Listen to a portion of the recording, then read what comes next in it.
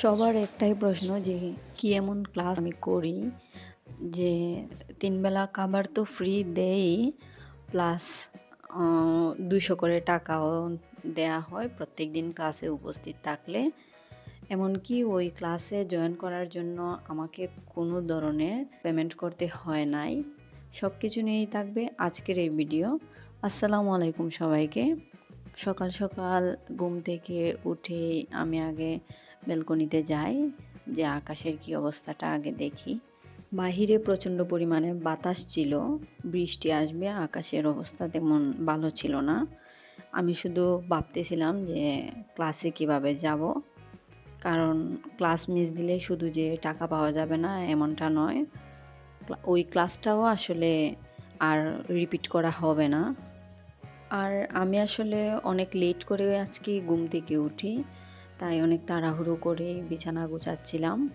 বিছানা না গোছালেই মনে হয় যে আমার কাছে রুমটা অনেকটা জঙ্গলের মতো মনে হয়।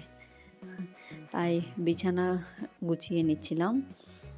আসলে আমার ক্লাস হলো ৯ টায়। আমি ভেবে পাচ্ছিলাম না যে ৯ টার আগে আমি যেতে পারবো কিনা। আমার ক্লাসেই নাস্তা দেওয়া হয়, তাই সকালে ঘুম থেকে উঠেই নাস্তা বানানোর কোনো প্যারা আমার নিতে হয় না। আমি ঘুম থেকে উঠেই জাস্ট আমার মতো করে সব কিছু গুছিয়েই ক্লাসে চলে যাই। একে একে সবগুলো রুম ঝাড়ু দিচ্ছি। তারপর আমি দাঁত ব্রাশ করে ফেলি। মেডিপ্লাসের এই বেবি পিঙ্ক ব্রাশটা আমি ইউজ করি। আসলে এটা আমার কাছে অনেক বেশি ভালো লাগে। আমি অনেক তাড়াহুড়ো করেই বাসা থেকে বের হয়ে যাই। তাও ক্লাসে লেট হয়ে যায়, ৯:২৮ বেজে যায়। আসলে আমার ক্লাস হলো ৯ টায়। ১০ টার সময় আমাদেরকে নাস্তা দেয়া হয়। আজকে নাস্তাতে ছিল খিচুড়ি, ডাল, ডিম, লেবু এবং কাঁচামরিচ দেয়া হয়।